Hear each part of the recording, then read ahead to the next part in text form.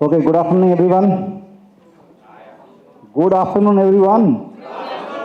Yeah, I've already instructed that lunch will not start till the time the panel is over, okay? Okay, so I know that we are between lunch and you, so I think we have what, 30 minutes? How much time do we have? Till 2 o'clock? Okay, so, okay, so, yeah. Okay, we'll try and wind up early. Don't worry. So I think we'll try and finish it off within 40 to 45 minutes. Let's see. So thank you for handing over this duty of moderating this session to me.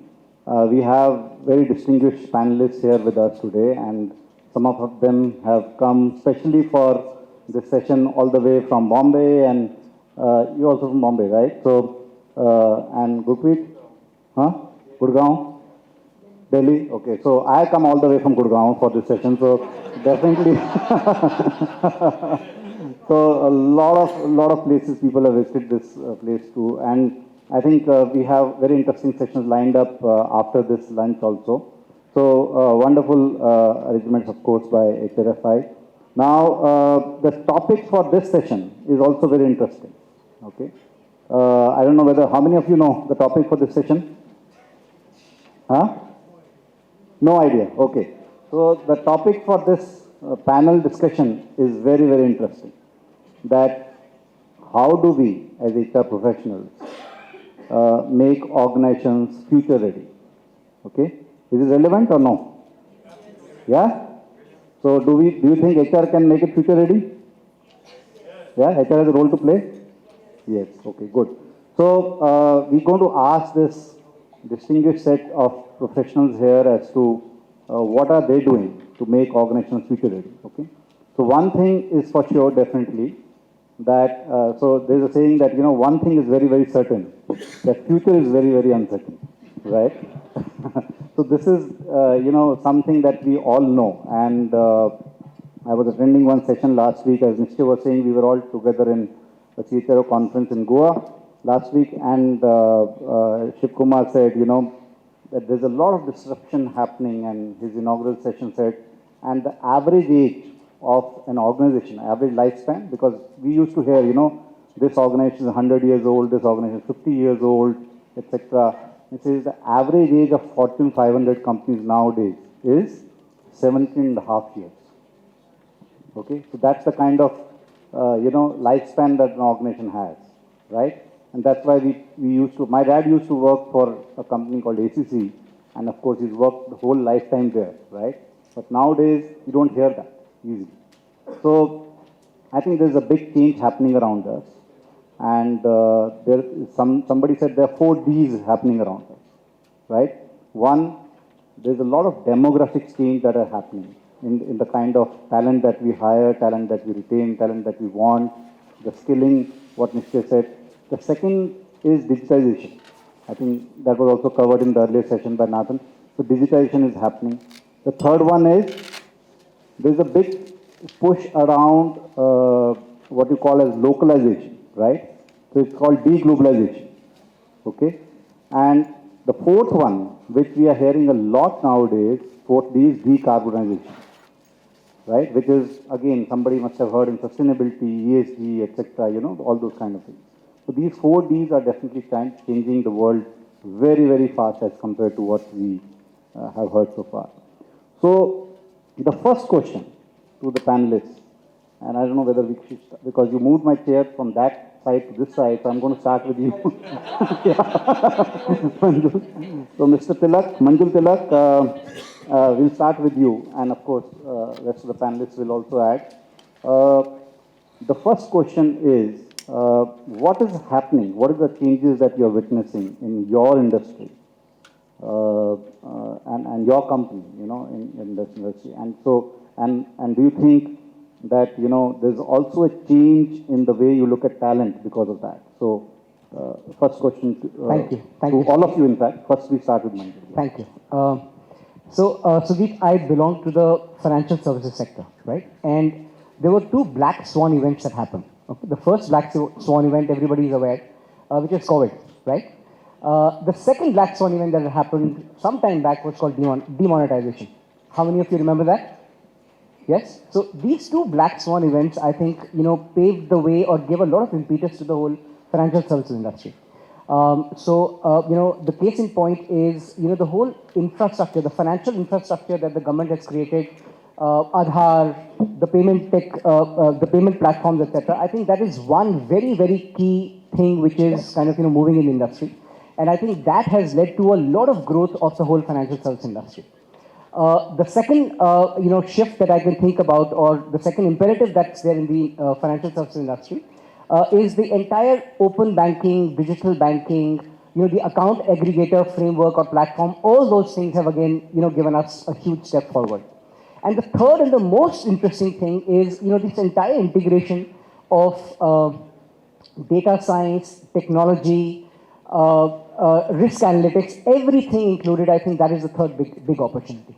Right? So which means that, if the whole financial services industry has to move one step forward, we need to have skills which are able to make sense out of all the changes that are happening in the industry now. Yeah, so I think, the most critical skill is, how do we make sense out of all these changes? And these are very complex changes which change at a very, very fast pace. So I think, the sector in my company in particular also will have to develop those skills of how to kind of make sure that I'm able to take out an actionable strategy from all these changes. The second one, of course, is that, while we make sense of all these changes that are happening, there will be somebody on the ground who has to actually make sure that I'm reaching out to the customers, right? The strategy can be made, understanding these trends, etc. It can happen in the boardroom, but it has to be finally translated down to the people who are supposed to be getting the numbers of the revenue for the organization. Yeah, so I think it's two cohorts of skills. One, very critical ones, who will be tech and analytics, etc. But the second is that, the people who are going out and reaching the customers or the last mile, those people are also able to utilize what is being sent to them, through all these channels. So their ability to grasp data, their ability to work with digital, their ability to, look at understanding and making sure that I'm getting across to the last mile. I think these are the two skills. One, how do you make sense of the changes that are happening outside? And the second one is how do we execute those skills and make sure that people are, kind of getting to the customers and we're getting our numbers. Thank you. Gurpreet, over to you. Sure. So, I'll be talking about e-commerce, healthcare industry from a Tata 1mg's perspective. So, e-commerce, it has come a long way in India as well. But now the entire shift is changing possibly from a consumer behavior perspective as well as the technology, deep integration that is coming in kind of. So, from a consumer behavior perspective, possibly it's like, though people prefer digital buying, but omni-channel is now coming back. That a lot of organizations now again trying to move back to reach out to the customer to get that human touch and reaching out to be as soon closer as possible. So the most of the e-commerce organizations now are looking at retail stores as one of the add-on channel in addition to the digital channel which is primarily there kind of. That is one. Number two is hyper-local delivery. Like you could see now Dunzo and the Instamart and all of the world. People are so used to that they need quick delivery and all. So that is again coming back to all spans of the e-commerce, even for us, healthcare at large. So they need rapid delivery of medicines within 1 hour or 2 hours. So this is changing the entire landscape altogether. And thirdly, primarily is around personalization. So customer needs personalized, I would say they have a kind of a need that the organization should be aware of. If I need such kind of a medicine, if I'm ordering it regularly, that personalized attention, how they can reach out to us, so that is all changing altogether. Thank you. Renu, over to you. Yeah, hello. First of all, good afternoon to you all and pleasure to be here. And I think I had a good pleasure of listening to two thought leaders, so I'm quite feeling good about it. Yeah. So the question that, what are the major shifts? So I come from logistics industry and my company is into freight forwarding and contract logistics. We do warehousing, we do We move freight by land, by air, by ocean. So, if you are following the logistics industry closely, then there are lots and lots of mergers and acquisitions happening in the industry, in India and abroad, and there are many new players coming up. So, this is a major shift happening in the landscape. There are new entrants coming, forcing the old or existing bigger players to rethink their entire business model. So the existing big players are undergoing a lot of transformation, lot of restructuring, lot of changes. There is obviously digitization, digital transformation happening in the entire industry, which also means a huge shift happening in the parent landscape. There is a huge cost pressure, and the entire industry is dealing with cost pressure, which is forcing the industry to go for cost excellence projects, innovative products, and so on. And then from the HR standpoint, I think I should say that what I see is that most of us are just thinking of how to be future-proof the organization. Okay, thank you. Hirak, to you. Hi. Hello. Yeah. Hi. Good afternoon. Pleasure to be here. I think thank you for inviting me for this great debate which is happening, which is very pertinent today. I come from financial services industry. Just to give you a perspective in terms of that, we are at and Manjul, my colleague, just spoke about in terms of 2 black swan events, which has accelerated the need to, to become digital. I think something which I want to share my perspective, I think I see that today India is at a cusp of a great digital revolution that is going to happen, or a transformation. And financial services industry is going to play a big part. So if you look at in terms of the kind of penetration, and because today each of us sitting here has a money need, either maybe for a credit or for a life insurance or for a mutual fund, would like to invest. But just see the certain statistics that I want to share. If you have 1.4 billion as my population today, the life insurance is penetrated is about 3%. Mutual fund is about 3%. Credit offtake is about only 13% of the population today buys it. But look at the kind of global investments that has happened on the digital side. About close to about 2 billion is the current spends on the digital revolution. But if you look at, and it is projected that it will possibly go to about 3 billion over a period of by 2025. But what I see is that this headroom that you have, that each of the money needs that we have for a customer, you have a great opportunity to acquire customers. And if any organization has to be relevant, acquiring customers is very, very important. And that's what you have a headroom for it. And something which the government of India has done very well is the India stack that it has created. Okay? If you look at it, it's layered in 3 parts. The first part is what they got into is the Aadhaar, which is your universal ID. The second layer that they created was to get into UPI payments. So today, if you see the number of UPI payments that happens, which is accelerated post-COVID, is 52 times of your India population, which is about 1.4 billion is your population. Today, 75 billion is your UPI transactions which happen. So credit card transactions has dropped by about 40%. Your wallet payments have dropped by about 75%. So you have so much of simplicity that the digital stack has created that today anybody is the population has access to money very, very quickly. And that's what you have to leverage. And at Aditya Birla, what we are saying is that this is a great opportunity for us to get into in terms of looking at the money needs. And we are saying that our product per customer, not only in terms of acquiring customers, but how do I move in terms of scaling up and selling product per customer? So if I acquire, for example, if I acquire Sukhjit as a customer, I'm sure he has money needs, and therefore how do I scale up? And that can only happen if I create a digital interface, because I cannot increase my selling arms to such an extent that I will be able to reach out to him. And that's why digital has to make an inroad. The India Stack is going to help me in terms of accelerate this. There are various events which is happening around the world which will help me in terms of accelerate. I think, therefore, my talent needs have to therefore become very, very important. So 4 aspects I want to break down into. One is that obviously you need to have digital understanding and digital knowledge in the organization. The second is very important is my compliance and regulatory, because this financial industry is very highly regulated. So therefore, you have to have digital interface in terms of ensuring that your compliance and regulatory requirements are taken care of. Third, very important is that because you're dealing with money, you need to have cyber security. So your ability to ensure that you protect the customer rights is going to be very, very important, and digital has to play a very, very big part, because manually you will not be able to protect this. And the last bit is about data.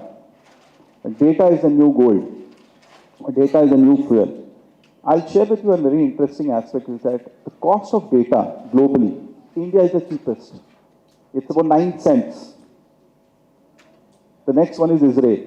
So cost of data is so cheap that you can actually do a lot in terms of data analytics, and therefore your customer analytics and customer centricity you can only create through customer analytics. So these 4 aspects, which is going to play a very, very big part in terms of accelerating the organizations. Wonderful. So I think all of you have covered both the questions very well. What changes are happening in your industry or company? And second, what are the skills required? So just want to quickly summarize. I think two of you from financial service industry, and you mentioned about tech, analytics,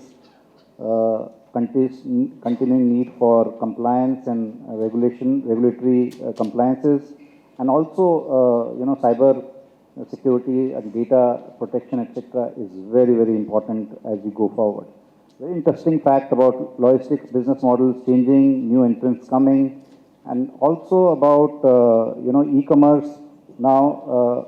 One interesting change, though there's a lot of digitalization in e-commerce, but there is a need for going back to the traditional channel of opening up, the stores that's coming across e-commerce industry. So interesting. Now, and they did mention about the skills required, as the changes happening in the industry. Now, the next question is to each one of you, and we can probably start with Gurpreet this time. How are you as HR heads or CHROs meeting this requirement, that the new skills that are required, the industry that is changing, and what are the expectations from the business to HR? What are they articulating as expectations as to what role can they play in making your organization future ready for the industry? Sure. So, as I just mentioned, possibly the entire landscape of e-commerce is changing very fast. So, one of the key fundamental is that the talent should be fungible. They should be able to not only understand their core area of expertise, but could work across collaboratively in a very seamless manner. So the basic expectation is that they could work across. So to aid that are various interventions through which they are not doing their own functional projects or functional work and working across. So we have certain initiatives like LEAD, where we identify a set of individuals across functions and they work on cross-collaborative projects. Similar to that is hiring very diverse talent, because when you bring in diverse talent, that will fuel innovation. That is very much required for us, because there is now deep integration of new age technologies, AI, generative AI, required to personalize the customer needs and all. And even a lot of new areas are coming in healthcare space where a lot of attention is required, like cancer care. So that needs a lot of not linear thinking to solve a lot of problems in. And to address such things, we've started with programs like Step Up, where we get folks from very niche areas, a lot of maybe strategy consulting areas or boutique consultants working on these projects, to come and work for us, maybe for an externship for 6 months. Or we get them hired to work with very high impact projects with our leaders, so that we get infusion of those very diverse thinking talent which could help solve those problems. So these are key things we are working on and to address those. Right. Thank you. Renu, over to you. Yeah, I think it's a very difficult question, I would say. Why I'm saying so that because if you ask what is the business expectation from HR, then I think it is endless. And the timeline is as yesterday. So I don't think so if my business leader, they listen to me, what I'm saying here, they may not even agree with what I'm saying. They have huge expectations from us. And the basic expectation, which they think is very basic, is that they want a future-ready skills. So, and this appears to be a bit cliched, but while the business would like to keep the decision of firing people, so I think I heard that, people are firing organization. But I would say both are the reality. It is never either this or that. There are people who are firing organization. There are equally number of organizations who are firing people. So we in our organization are very strict or stringent on sales. And every business manager, they think that they are the best sales people themselves. So any new sales entrant that we have in the organization and does not perform, then the discussion becomes very difficult, on improvement plans and so on. So what are we doing and how are we responding? Yes, we are, we hire a huge number of entrants. Around 10% of the workforce are interns, sorry. We hire a huge number of interns. We use the NAPS program for that. And they are the ones who are given projects, live projects. They work in the organization and they have been showing a good conversion ratio. So we are able to convert them. Around 34% interns get converted in a year or so to become our frontliner or the employees. So that is one way. Second is that, though we have a huge LMS and there are so many learnings available there, I believe that, content is not learning. And how do you curate the content? How do you make it a content which can become real learning? It's a long path. We do a lot of learning interventions in terms of mentoring, in terms of coaching, in terms of cross-functional projects, and also in terms of such assignments. So these are the few things that we do in the organization successfully. Yeah. Thank you. I think the first thing that when we step into becoming future ready is we need to understand the difference between digitization and automation. And the leadership alignment has to be very, very clear in this aspect. That automation is only going to be automating the process, and that is not digitalization. So if you need to create a digital organization and you want to be a digital organization, I think the first and foremost step is leadership alignment. Once we have the leadership alignment then you need to ensure that the kind of skills that is available in you need to assess the kind of the digital skills that is there, because you cannot suddenly say that I will hire people from outside and transform the entire organization, because the organization is there for that's existing. So how do you upskill and how do you look at your current digital understanding, data skills, and therefore how do you upskill quickly? That's very, very important. The third aspect is that once you have upskilled it, you need to ensure that you create the right structure. And what we call as is that you need to incubate a particular organization within an organization which will help in terms of making this organization digital. So you need to consistently incubate certain startups within the organizations and make it younger over a period of time. Because you cannot make an organization which is as large as, for example, Aditya Birla, suddenly make it digital and the entire organization change will happen. It will not happen overnight. You have to slowly do that by creating organizations within organizations, and what we call as basically new age organizations and old age, and this needs to work. Third is very important is the change management. Therefore, how do you deal with the change management? Because it's going to be very, very unruffling to a lot of people in terms of saying that digital ho jayega to mera naukri chala jayega and so on and so forth. That's not what it is. You need to ensure that once the digitalization has happened, you need to upskill the other people in terms of looking at other areas. So, for example, let me give you in terms of how do we do it.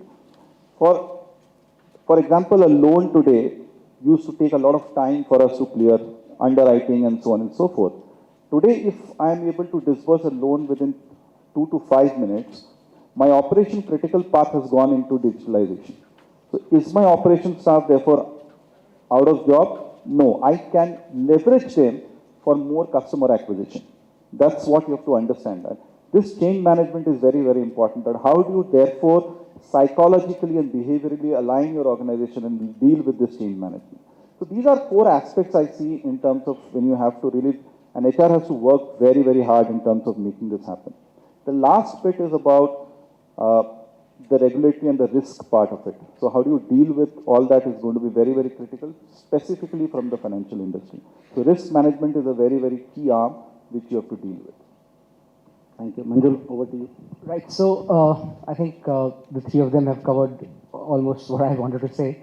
But what I'd like to add on here is that, while of course the expectation from HR is that, HR will create frameworks around learning. HR will create frameworks around not just an event-based thing. So which means that, for example, there's a thinking in the organization that let's kind of bring up the digital quotient of people. Yeah, so which of course could entail an intervention, which is an organization-wide intervention, everybody going through a particular course, online or virtually or in person, and there's a certification that goes behind that. But I think the framework that gets created is that how do each and every person entering the organization will be going through that same rigor and same sort of a process as well. I think that is one important thing that the organizations are looking forward.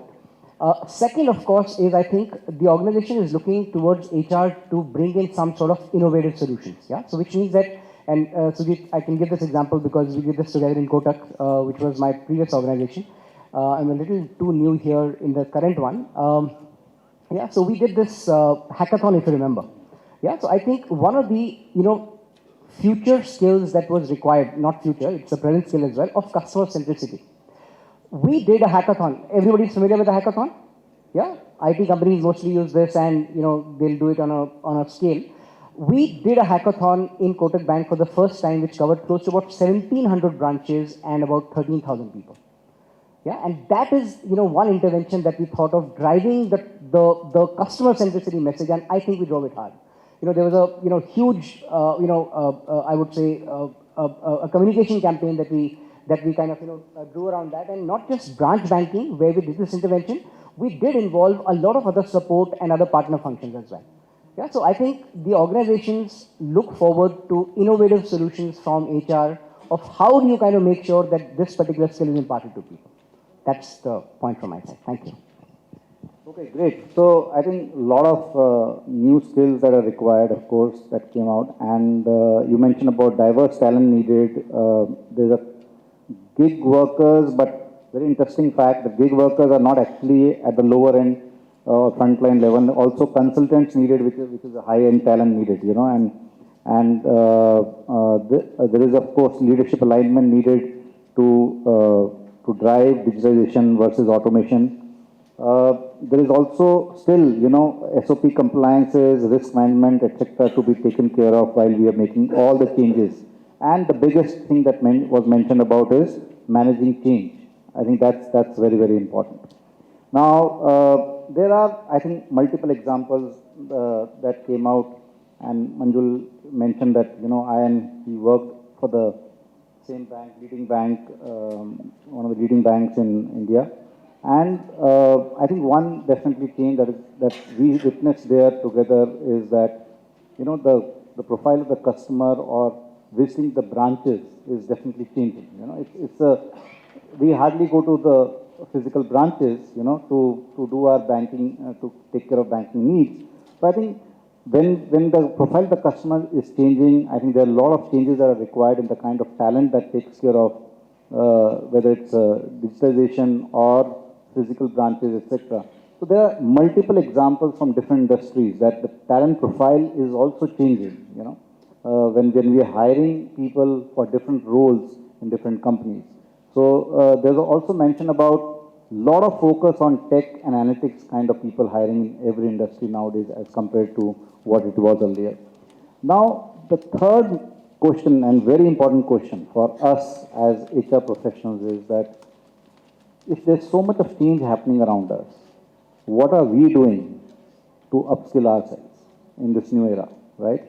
There's a saying that you won't hire an IT person in a company if somebody's not worked for last 5 years or is not in touch with the new technology, right? Then why would you hire a HR person, right, who's not upskilled or updated himself or herself? Is that true? Yeah? So I'm sure HR also needs a lot of upskilling and reskilling, etc., in the new age. And the kind of demands that I think all the HR professionals mentioned here from HR is unimaginable. It's becoming very, very complicated and complex for HR professionals to deliver. For example, you're not just hiring talent, you're hiring new age talent, you're hiring younger talent, you're hiring diverse talent, you know, you're hiring tech talent, you're hiring analytical talent. So I think it's, and Nishay's slide also mentioned, you know, where are we hiring from? Internal, external, how? So I think it's very, very difficult, complex task which is coming out. So what are we doing as HR professionals to upskill ourselves and upskill our teams to take care of the future needs of the organization? So, Renu, you want to go next first? Yeah, so I wish I was first. No, I think it's a difficult, it's something which is a dilemma for most of us, particularly for me, because you also suffer from FOMO, you know, the fear of missing out. And there are so many things available these days. Which one to pick up?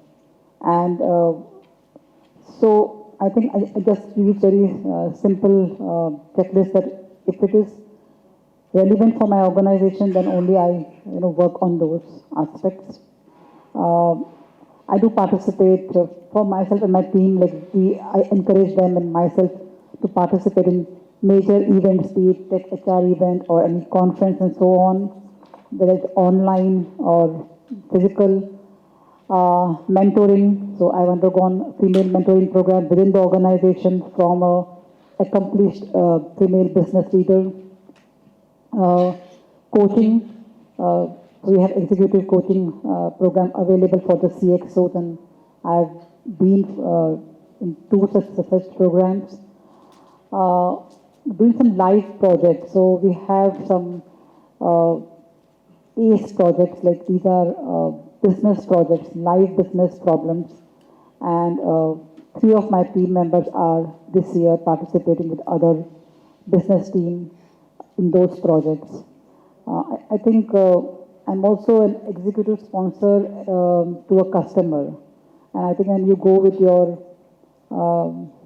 account manager to a customer, I think you learn a lot, you know.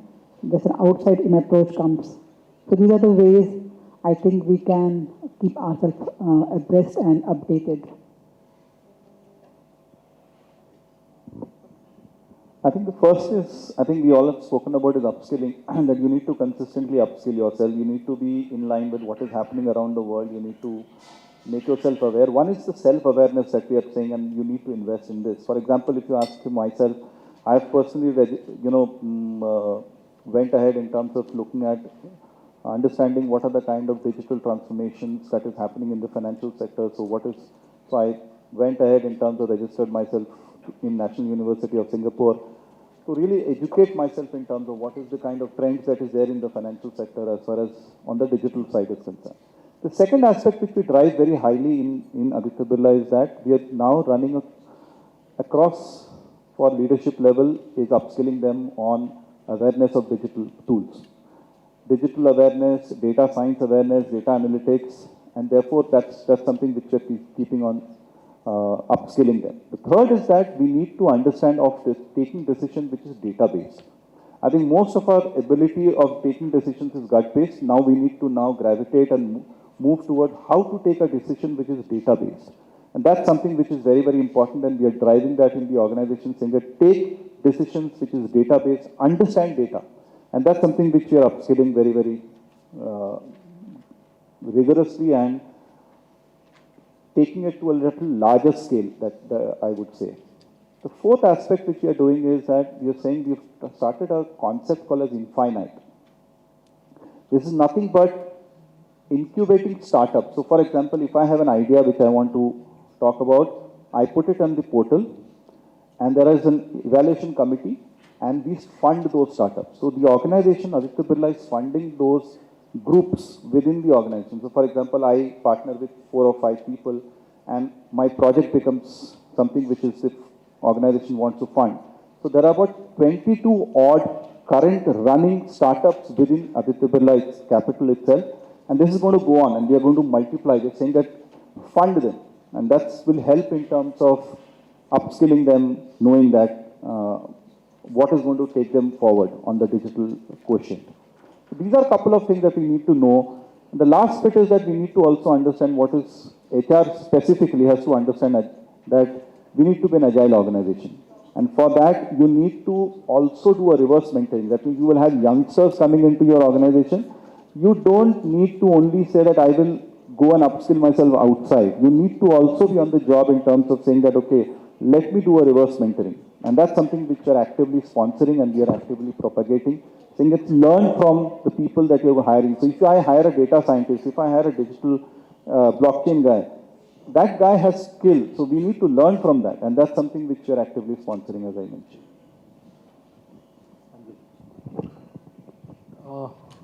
Am I the last person again? Okay. All right. Next time, can I go first, please? Okay, sorry. Yeah, so I think, if I have to look at how is that the HR professionals should kind of upgrade themselves, I think, as, Renu and Hirak both said that, you have to find opportunities to upskill and learn new sort of, trends that are going around. And as HR leaders, I think, in the whole HR organization that you are handling, you have to create that sort of a pull for learning, because the whole idea is, again, I was mentioning to somebody that we don't need people who are very proficient in Python in HR, right? But we need people who will be able to appreciate data, who will be able to understand what this entire data is, how do I kind of make trends, how do I make deductions and inferences out of this data. I think those are specific skills that we are trying to, give to our people. And the other thing that was coming to my mind was, of course, there are these cross-functional projects where, you are putting them in touch with people who are really from a data analytics and the IT sort of field. Yeah? So there's a cross-functional project that's happening. And, the HR team is also partnering in that because it's an HR problem itself. Yeah, so I think one, of course, is, their awareness programs and training, etc. that you do. But nothing would kind of give them a learning if they're a part of a cross-functional project and and it's an HR problem that is getting a problem solved for. So I think these 2-3 things is, the way I think, is a good way of equipping the HR. Sure. So I think we have all talked about technology impacting, disrupting our businesses, the kind of talent we bring in. Though we all as HR professionals are aware of all the buzzwords, generative AI, ML, augmented reality. But I think so the key thing we all should do, and primarily I am trying a bit on myself, is little bit deep diving into that. To understand that little in detail by enrolling in a basic Coursera course or listening to a podcast around augmented reality or generative AI, so that we understand little deep how we can leverage that for our businesses, for our talent. I think so very critical for us as primarily one of those things. Second is, I think so, with the customer or the consumer behavior changing all across industries, which we have been discussing. So be having hands-on on that kind of. So what we started in an organization is every 6 months, all the leaders or manager and above possibly have to spend half a day talking to our customers and understanding that. And it's an eye-opener sometimes. That what we are envisioning possibly even with a lot of data we could see, vis-a-vis what happens on the ground and what kind of realities are there kind of. So that helps us understand and also visualize the entire business model in a very crisp manner. And lastly, with a lot of Gen Z coming in our workforce possibly, with what my fellow panelists also rightly said is reverse mentoring. It's very critical for us to understand they are very proficient in a lot of skills, which we lack a lot. And they are very much required for us as an HR team, as an organization to grow to upskill ourselves. Okay, great. Wonderful examples. I think one important thing that we always used to hear is IQ, then EQ. Now they're talking about DQ, right? Digital quotient. I think this is something that every organization is driving, and many organizations have gone for digital courses for even HR people, you know. And one of the organization, in fact, I worked with, and the CEO asked as to how many engineers do you have in HR? You know, very relevant question. You know, how many people you have with a technology background? And actually it works, you know. Sometimes the technology background, people working for, even your function, because the different kind of digitalization is needed as nowadays as compared to automation that we are so used to. Then I think somebody mentioned about data orientation, which is a skill that is required for every HR professional. And reverse mentoring, of course, came out. Customer insights is being in touch with customers, even in HR. I think that definitely helps. Now, reverse mentoring means, of course, there are a lot of youngsters actually sitting here, right, in this room. So, but I think we won't take an advice from them right now. Later, maybe during the lunchtime. But I think let's do a reverse of reverse mentoring, okay, right now. So last question to all of you is, there are a lot of youngsters sitting in this room. So what is one piece of advice from your side on being future relevant? Anyone? Maybe a couple of you can answer this before we wind up. Yeah. Manjul, you want to start? Okay. I think first and foremost is keep it simple. I think that's very important. Keep the learning quotient on, keep on experimenting, do a lot of experiment, fail fast, learn fast, move on. I think that's something which we have to learn, because if you don't experiment, then there is no fun in making the digital is all about the experimentation. You have to do, because things may work, things may not work. So we as an organization practice it, that 90 days principle that we say, that if a project is not able to be delivered in 90 days, it will never get delivered. Any organization, if you see a project which is going on for 6 months, it is never going to get delivered, believe you me. So as if you, for youngsters, you're saying that experiment, fail fast, learn fast, move on. Because you will be able to learn more and more, but failing is important. If you don't fail, it will not give you the kind of learning that is going to generate. Also try and stay relevant. If things are not relevant, you please question the process, because it's important to question the process. I remember yesterday, you know, my son was having a counseling session, and he was asked, what subject do you hate? And he said Hindi. And then he was asked as to why you hate Hindi. He said that the way Hindi is spoken and the way Hindi is taught is different. And it opened my mind in terms of saying, I never thought about this, saying that yes, actually the way we speak Hindi and the way it is taught is very different. Who says Paryavachi Shabd? And I don't think that we even talk about it.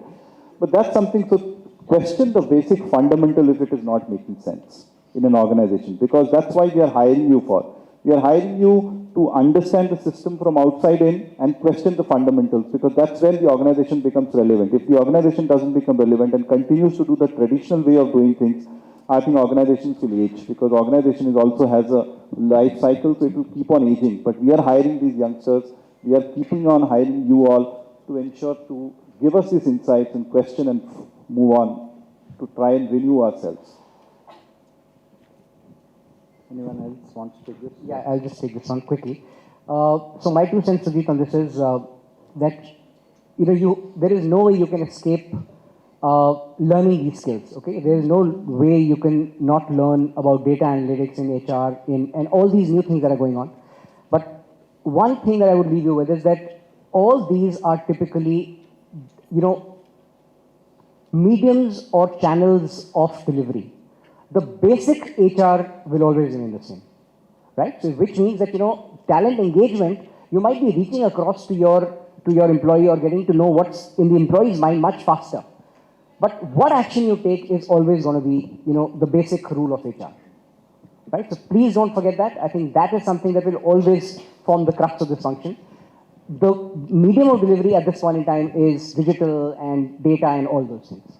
So while you go on that journey, do not forget the basics of HR. That's my only message to all. Wonderful. You want to say? You want to answer? Yeah, just Yeah, gonna- please go ahead. Yeah. So, my message to all young HR professionals would be three broad mantras, possibly, which I have tried to practice myself as well. Firstly, stay curious. So, I know in the early ages, we are all very rigid, possibly. This is my area. I want to do deep dive and explore and have my career in this space only. So, be curious, not only in your functional aspect, when I say in the business area as well. Try to understand how various business models work, how everything works. So stay curious around that.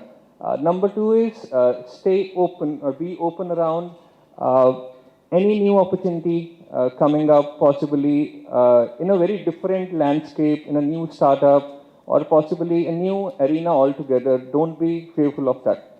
And lastly, around that, cultivate key soft skills, I would say. Functional skills we all do, but their soft skills are very critical nowadays, possibly like how to articulately communicate well, possibly problem solving and all. These are very important nowadays, so be mindful of that kind of thing. Thank you. Thank you. Anyone want to add? I think you have covered good points like stay curious, back to basics. I think it's very important to have domain knowledge. So from my side, I would say that, there was this very famous story about 3 questions, So in that, there was a question that who is the most important person? So it says the person in front of you. And then what is the most important time? This is the most important time. So stay in the moment and live a life of play. Be curious, be open to fail, but just live in the moment. I have personally suffered a lot by being so anxious of the future and maybe thinking of the past and past regrets. So I think it's important just be in the moment. Thank you. Very important, yeah. Okay, wonderful piece of advice. Maybe I can also add one bit here before we wind up the session. I think it's very important. You mentioned about experimentation, is key. Stay curious. And I think experimentation definitely leads to innovation, right? It's very, very important that we keep on experimenting new things. And as one piece of advice, which I always give youngsters is that, work with someone who helps you how to think instead of what to think. I think that's very, very important as a mantra for youngsters. I think it really helps if you work with a manager or a leader who, helps you and facilitates your thinking and changes you in the early days. I think that's very, very important to work. Okay. Thank you very much. If you think that all the 4 panelists have done a great job, you can clap for them, And if you think the moderator has done a good job, you can again clap for them. Thank you. Over to you. Thank you. Thank you all for your valuable insights. Audience have a few questions. If you permit, can we take a couple of them? Okay. So we are up for question answers. If you have, you can ask.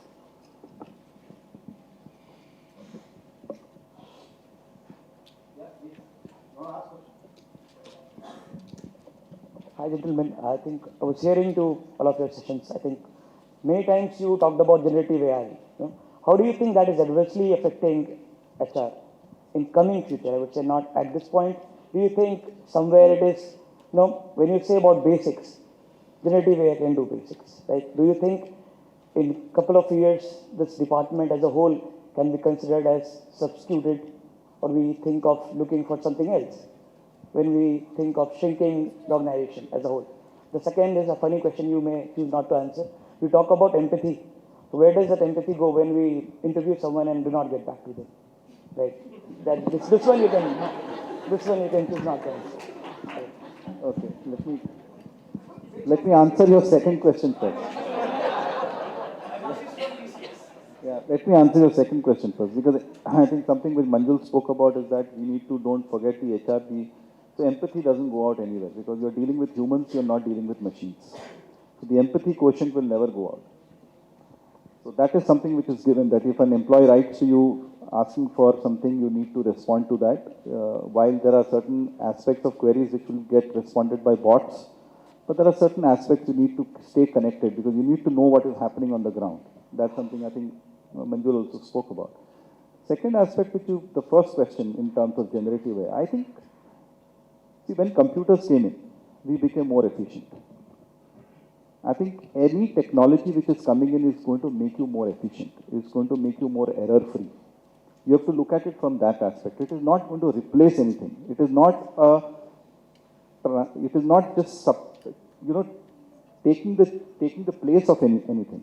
It is going to make you more efficient. If, for example, if you look at generative AI, today, if I have to write a project report, or today, if I have to write a particular employee communication, I don't mind going to chatbot, because it helps me in terms of making iterations and making it much crisper.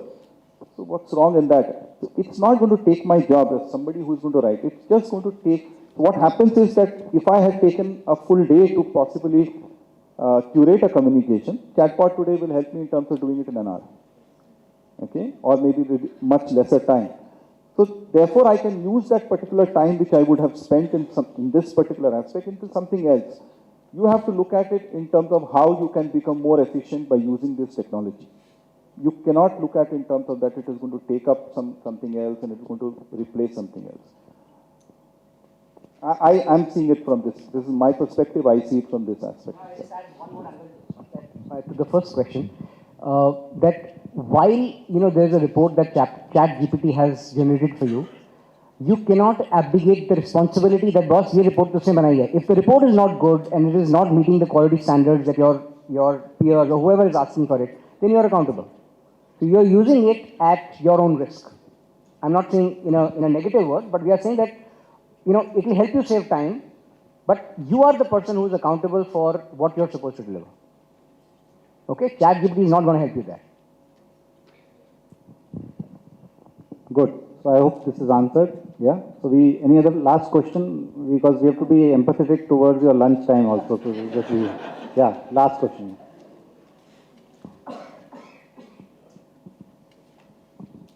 So I have a question. Yeah. So as you're in the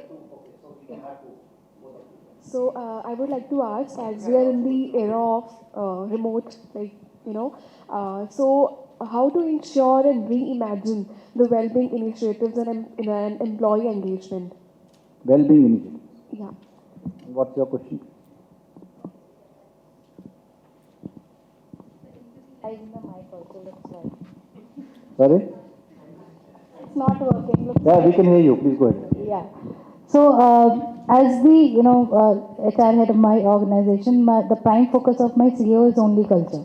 So he doesn't talk to me about HR ops, excellence, and nothing. He says your prime focus is culture. Lucky. And no, it's not actually, and that's my next question. So when he talks about culture, he talks about how we treat people. He talks about not calling employees. We are not even allowed to call employees. We say them colleagues or team members or friends.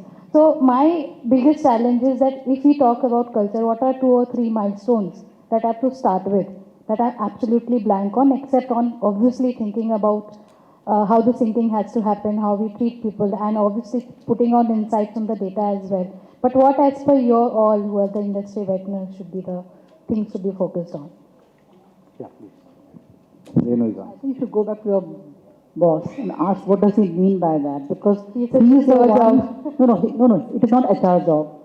That is the most important thing. Culture is not HR job. Culture is a CEO's job. Okay. Yeah, and So we are the one. We are the one milestones? who, and if we want the cultural change, then we could be the change agents. But then we are not the only change agents. So ask him very specifically. I know culture is in the air, yeah, and we can see when we met people in gyms today morning. He also felt what is the culture of the institute, though we are not sitting in the institute. Yeah, we can feel the culture of the institute. Similarly, there are some, you can ask him, what are the artifacts, what are the behavior that he would like. Like he said, they don't call them employees. I think it's very superficial. I'm so sorry to say. Yeah? I'm not sitting with him or her right now. Maybe he means something else. But like I have a friend, like I am dog lover, and he says, don't call dog. He would say doggos, he would say doggy. So मैं ये बोलती हूँ कि मतलब क्योंकि कुछ लोग खराब डॉग्स होते हैं तो आपको क्या डॉग को नहीं बोलोगे मतलब सिमिलरली एम्प्लॉयज नहीं बोलना है ठीक है we can change that. Let's call them associates, let's call them colleagues. But after that, what? How are we treating them? Are we treating them equally? Without a power equation, then I will feel मेरा कुछ say भी है. Like the word toxic culture doesn't mean the culture is of abusive. I had a manager who was so indifferent to me. He came to Delhi twice from whichever country he came from. And third time he said, where do you live? In Mumbai or Delhi? And I felt so odd that when I know his nationality, his city, his wife, what she does, and he has asked me so many times, and he has been to Delhi and met me here, which I'm not even relevant to him, and I changed the organization. Yeah, so toxicity is also how they operate with you. So please ask your CEO and clarify what does he mean what culture is needed. Anybody want to add to this? Just quickly, half a minute, please. Yeah, just quickly, I think so. Culture is a lot contextual as well, possibly to the kind of businesses, the kind of the goals they are chasing as well, also relates to that. Possibly, they are not agnostic of that. So clearly, that has to be a lot contextual, is what I can add. Okay, culture has to facilitate the goals. Well-being. Anybody wants to take that question quickly? Well-being initiatives. No? Yeah, I think, remote working currently, when COVID happened and that's when the remote working started more, I think the mental well-being is more important for us. And that's something we have to really work in terms of understanding as to how to deal with people when you're working remote. And that's something each organization, I'm sure that it has learned a lot. And when I speak to various colleagues of mine working in different organizations, and they're working really, really hard on the mental well-being. I think that's something which we'll have to focus, and I think organizations have now become a little cognizant of that fact, and therefore focusing very highly on the mental well-being. Okay, great. Thank you, and over to you. Thank you.